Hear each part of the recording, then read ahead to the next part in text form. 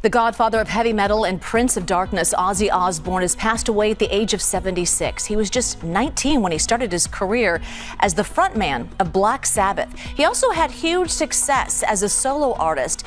And then I had detached from my father, business-wise. So I was in a real pickle with my father because he used me as the beard for business. Everything was in my name, everything. Have you ever felt a stranger's silence tear through your heart? Has someone's final breath broken you, even though you never met them? When Ozzy Osbourne left this world, it wasn't. It's official there. British rock star Ozzy Osbourne has died at the age of 76. I want to put up this post that we have from the New York Post that they made on their X account saying Black Sabbath legend Ozzy Osbourne, the Prince of Darkness, dead at the age of 76. Just the end of a man, it was the end of an era. His life was a scream, raw, painful, and soaked in. A love that never needed to be pretty to be real. But behind those fading breaths was a story the world never saw. A story not meant for headlines or fans. It was for the one who stood by him through every storm. This isn't the story of a rock star. It's the story of a husband, of a man who, even in his final days, kept his promise of love. And in this video, we uncover that final silence. A gift so deeply personal, left for the woman who never let go even when the whole world did. The final silence of a storm. It was a quiet morning. Not the kind that soothes, the kind that suffocates, the kind of silence that feels too heavy, like the air is mourning before the heart even stops. Somewhere inside a countryside home tucked far from the noise, a man who once filled stadiums with sound now lay. Still, the weight of the world finally pressing against his fragile chest. Ozzy Osbourne, the storm, the fire, the madman with a soul deeper than his scream, was running out of time. But in those last hours, the world didn't see the chaos. They didn't see the legend. They saw a man, a husband, a father, a soul quietly unraveling in the arms of the only person who had ever known. The truth beneath the noise. There were no lights, no cheers, just Sharon, sitting at his bedside, holding his hand through. Every tremble, every breath that fought not to be the last. Parkinson's had taken nearly. How did you find out about the Parkinson's? Ozzy had always had a weird gait. The way he walked was quite weird. Everything about Ozzy is weird. Everything. His strength, his voice, his rhythm, but not his eyes. They still burned, fierce and wild, full of the boy from Birmingham who had once believed music might save him. And in that room, every glance, every whisper was a goodbye wrapped in silence. Sharon never left. Not for a second. She wasn't just watching him die. She was holding on to every last thread of who he'd been. The chaos, the tenderness, the fire, and the fear. Because when love ends slowly, it hurts a little louder. And in that house, it wasn't just life fading. It was history, memory, a whole. Universe slipping away one heartbeat at a time. When the music fades, but the love stays. The walls of their home, once alive with late-night laughter, riffs from untamed guitars, and the wild rhythm of a life lived too loudly, had fallen quiet. But this silence wasn't peace. It was mourning. It wrapped around the furniture, crawled across the floors, and settled like dust into every breath. Ozzy's room had become something sacred, not a stage, not a hospital. Something in between, a waiting place between two worlds. Each morning the sun crept. Through the narrow window, soft and warm, but too quiet for a man whose life had always roared. And beside him, always, was Sharon. Not just a wife now, but a soldier in the final war. They would fight together. She made his tea. No sugar, just as he liked. She adjusted the pillows with the same tenderness. She once used to fix broken promises, and when the tremors came, when he could no longer lift the cup or say her name without struggling, she held his hands and steadied his spirit. She didn't flinch when he failed. She didn't cry in front of him.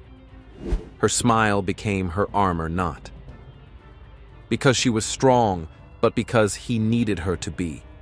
And behind that smile was a love, forged through chaos, not delicate, but durable, not romantic, but real. Every time his hand slipped, she caught it. Every time he drifted away, she called him back softly, like a memory, trying not to let go. Ozzy, the man the world called invincible, had become a flicker, but Sharon was the flame that refused to go out. Memories louder than pain. There were moments when Ozzy would stare out the window for hours, lost in places no one else could follow. His body was breaking, but his mind, it wandered freely through decades of fire and fallout, fame and fear.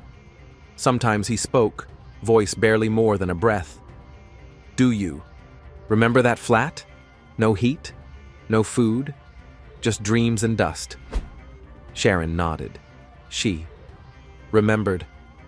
He'd go back to those frozen Birmingham nights, 4 siblings in one cold room, coughing through coal soot, laughing louder just to stay warm.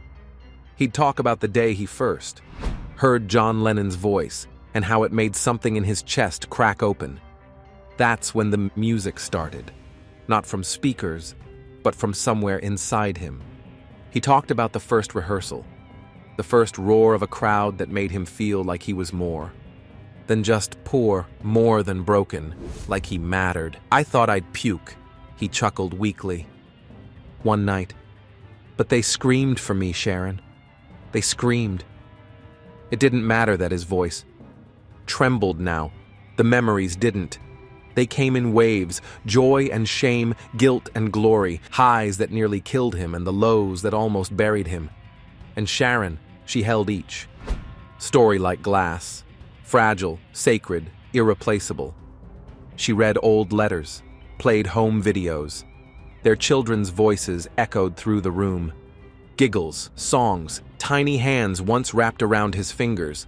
Ozzy wept, not with sound, with a silence. With tears that slipped down a face once painted for battle, now surrendered to love. The quiet battle no one saw. Ozzy had faced monsters before. Addiction, fame, isolation, he had screamed into crowds of. Thousands, fallen from stages, broken bones and promises, and still risen again. But this time, there was no encore. Parkinson was not a demon he could outsing. It didn't come with noise. Big news from a music legend. Ozzy Osbourne and his family are opening up about his ongoing health battle, including the revelation that he's been diagnosed with Parkinson's disease. It's a nervous system disorder that affects movement. Now on Tuesday, came quietly, like a thief, stealing him piece by piece. Some days he couldn't feed himself. Other days, his words vanished before they left his tongue. But he never stopped trying. And Sharon never stopped showing up. She watched the man she loved unravel slowly, not in collapse, but in surrender. Not like a candle blown out, more like one fading inch by inch, glow retreating behind his eyes. He hated being seen like that. Don't let them remember me this way, he whispered one night, and it shattered something in her that had already been cracked 1,000 times, because how do you answer that? How do you promise dignity to someone who gave his life to chaos? She wanted to lie, to say it didn't matter. That love was stronger than memory. But all she could do was hold his hand tighter and nod, praying he understood the answer in her silence. Because Sharon knew this wasn't just goodbye. It was the hardest kind, the kind you say. Every hour, every moment, with every breath he loses and every heartbeat she still carries. And through it all, she stayed. Not because it was easy, but because he was still hers even as he slipped away. Love that survives the dying. Every hour felt longer now, as if time itself was dragging its feet, unwilling to let him go. The world outside moved on. Traffic passed, birds sang, the calendar turned. But inside that room, nothing moved unless Ozzy did. Sharon noticed every small shift, the flicker of discomfort in his brow, the way his fingers twitched when he dreamed, the distant stare when the past pulled him away again. She saw it all, the struggle, the surrender, the slow fading, and still, she never left. Ozzy never said the word goodbye, not once. Maybe he didn't need to. Maybe every shared glance, every quiet sigh, every tired smile that trembled at the edges, maybe that was goodbye enough. He was never one for soft endings. But this one felt sacred. It wasn't filled with pain, not anymore. It was filled with presence, with Sharon's hand in his, with their children's laughter recorded in old tapes, echoing faintly from a speaker, with old memories replayed not for nostalgia, but as a shield against the inevitable. Sometimes he cried, and when he did, it wasn't from fear, it was from knowing he was loved. Loved not because of his name or his music or his empire, but because of who he became. When the lights were off and the mask was gone. Just a man. Broken, honest, soft, where the world expected him hard. And through it all, Sharon sat beside him, becoming the one thing death could not steal, the proof that real love doesn't leave when the music ends. The last song he never sang. It wasn't a hospital, but it felt like one. The beeping machines, the sterile scent of medications, the oxygen's slow hiss, all reminders that the end was closer than anyone dared to say aloud. But in that quiet corner of the house, something else lived too. A tenderness, a kind of love that only shows up when everything else has already been stripped away. Ozzy no longer had strength for conversation. Even blinking seemed heavy. But Sharon still spoke to him. Not out of hope that he'd respond, but out of respect. She wanted his last days to be filled with more than silence. She played his favorite tracks, not the big hits, not the ones that made stadiums scream, but the private ones, the B-sides. The songs they wrote late at night in hotel rooms, never meant for the world. Lyrics written on napkins, melodies hummed between kisses.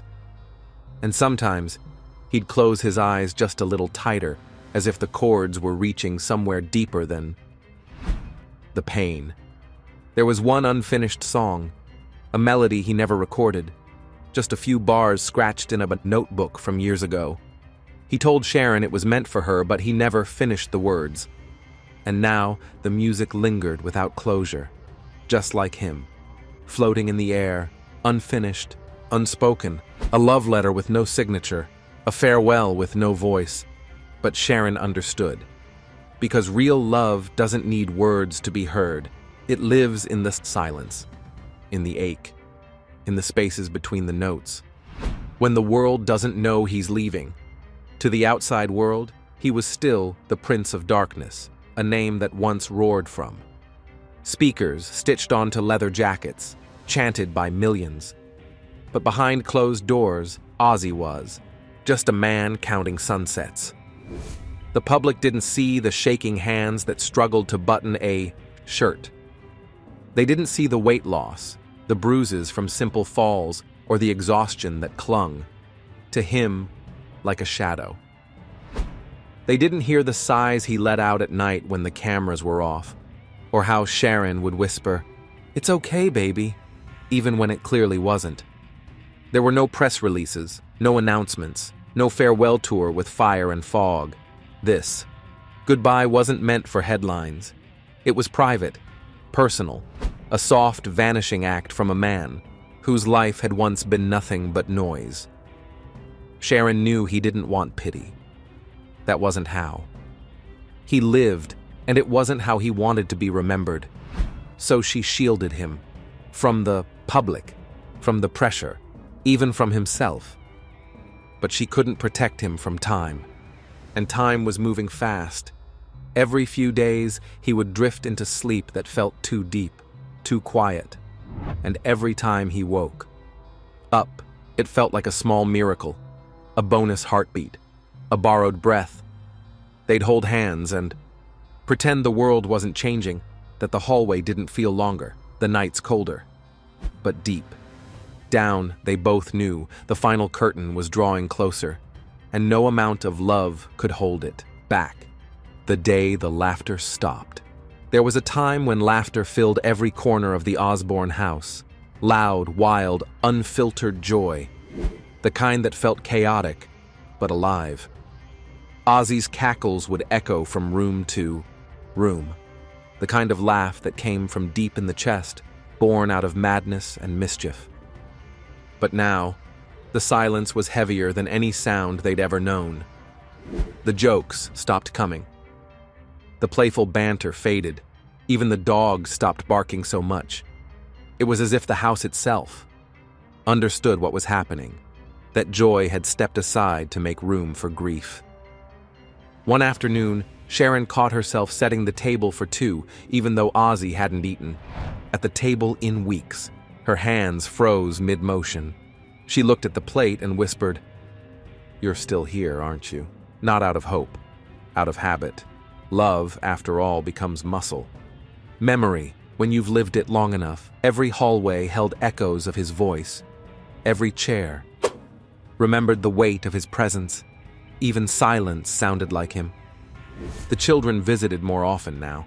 They tried to smile, to tell stories, to bring energy into a room that was fading. But Ozzy, he barely opened his eyes.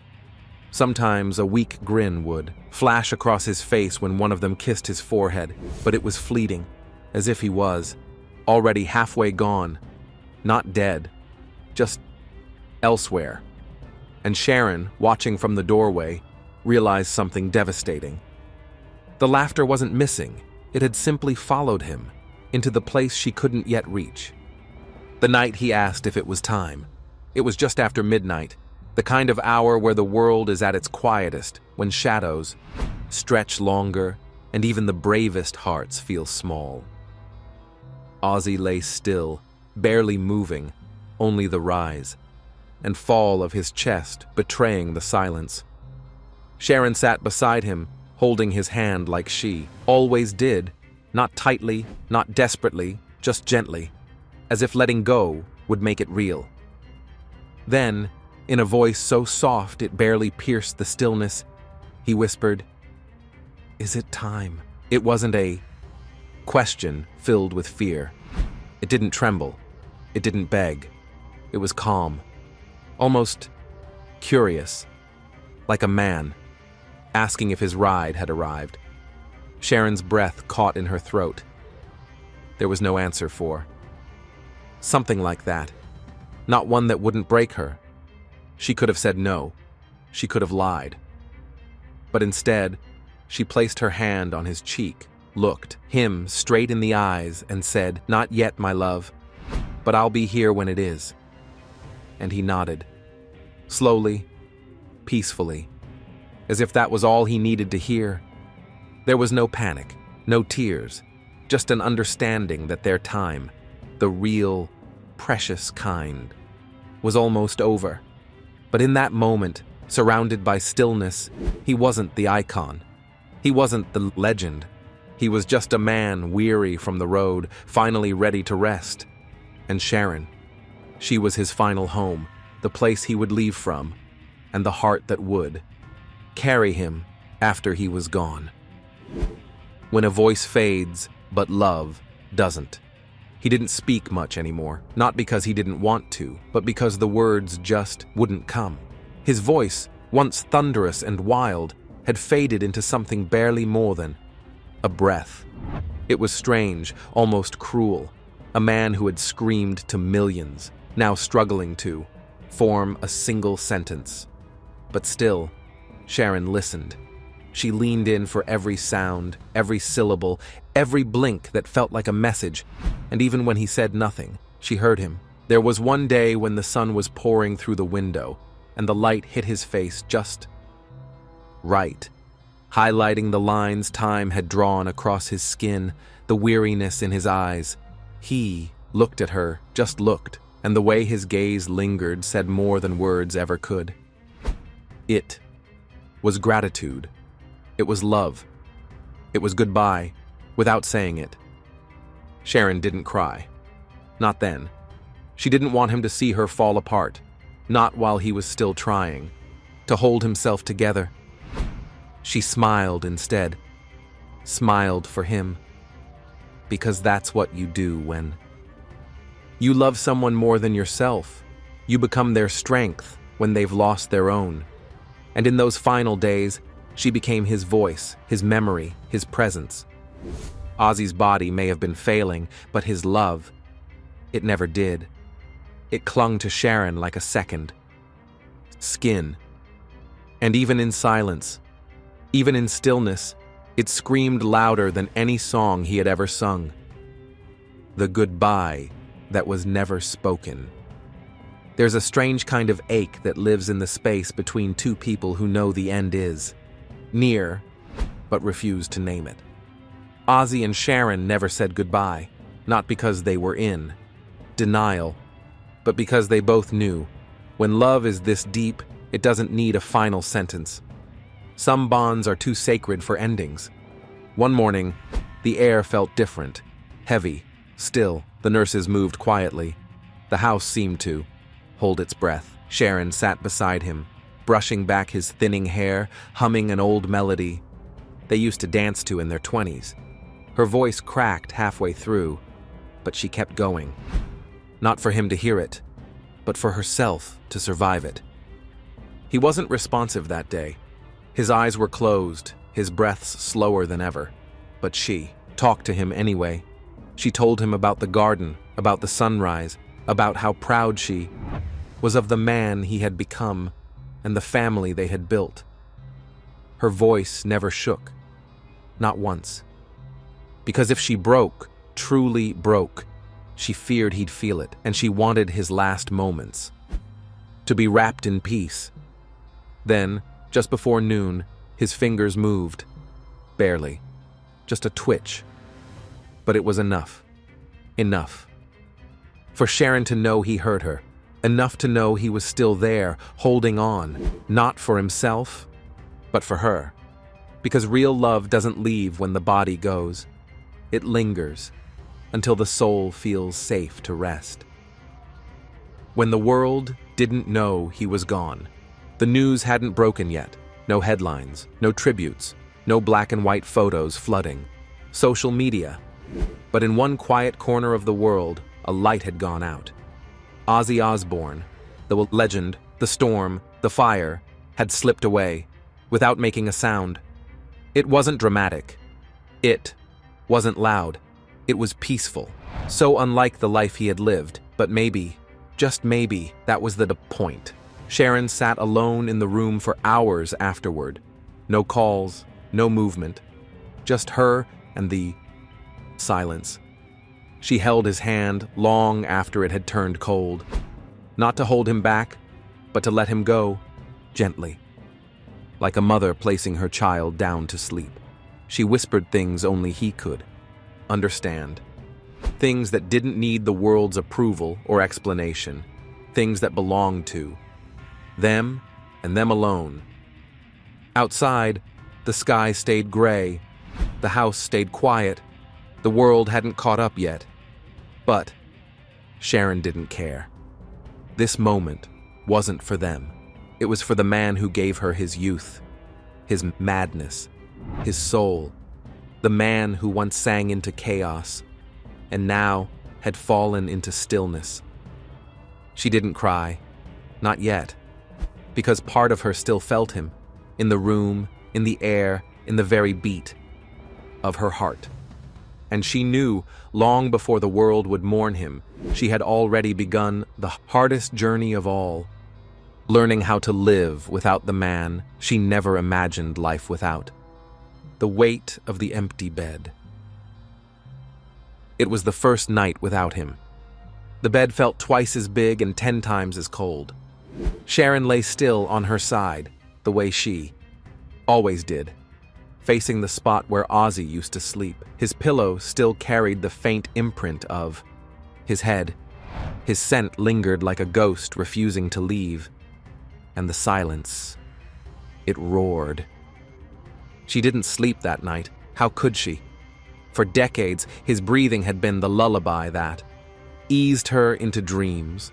Soft when he was well, ragged when he wasn't, but always there, always alive. Now that rhythm was gone, replaced by something far more deafening than noise, absence. She reached across the sheets once, not expecting to feel him, but out of habit. Her fingers touched fabric instead of flesh, but her heart still whispered his name. Because love doesn't follow logic. It follows memory. And memory was everywhere. In the lamp he liked to keep on. In the crack in the headboard he once tried to fix. In the drawer filled with the letters he never mailed, the ones he wrote to her when he couldn't say the words out loud. She didn't cry. Not then. Because grief, in its rawest form, isn't loud. It's quiet. It's the sound of someone breathing alone in the dark, replaying a life they can no longer reach. And in that bed, surrounded by shadows and silence, Sharon whispered one final truth. You're still here, just not where I can touch you. The world finally found out. The next morning, the world awoke to headlines. Ozzy Osbourne has passed away. The Black Sabbath lead singer Ozzy Osbourne has died at the age of 76. His family have announced this evening. I'm going to read and show you the statement one more time from his family. News anchors struggled to speak without trembling. Fans across continents wept like they'd lost. A father, a brother, a wild soul who had somehow made them feel seen. There were tributes. From musicians, actors, even presidents. Candlelight vigils lit up the streets. Old songs flooded. The airwaves again. But they didn't feel the same. Now, every lyric sounded like a farewell. But while the world mourned the icon, Sharon mourned the man. Not the rock star, not the legend. Just Ozzy, the flawed, fragile, fiercely loving husband who used to burn toast in the mornings and fall asleep mid-sentence. People spoke of his albums, his shows, his outrageous past. But Sharon held on to the quieter things, the way he looked at their children, the way he'd hum to the dogs, the way his eyes softened when no one else was. Watching, she didn't post a statement. Not yet. Because there are some losses too big for words. And grief isn't a press release. It's a slow, private unraveling. She watched the world say goodbye, with flowers and black clothes, while she stood alone in a home that no longer felt like home. Everyone said he was gone, but Sharon knew better. You don't lose someone like Ozzy. You carry them in every silence, every song, every shattered piece of your own heart. Because real love doesn't end. It echoes. He's gone, but his fire remains. In every broken lyric, every raw truth, every soul that dares to. Feel deeply Ozzy lives on, not as a memory, but as a movement. Sharon carries his silence like a vow, while we carry his voice like a legacy. So don't mourn in silence. Honor him in volume. Share his story. Sing it louder. Let love be messy, loud and real, just like he was. And when the world forgets what truth sounds like, remind them. The legend passed the torch. Now it's yours. Carry it. Burn bright. And never let the music die.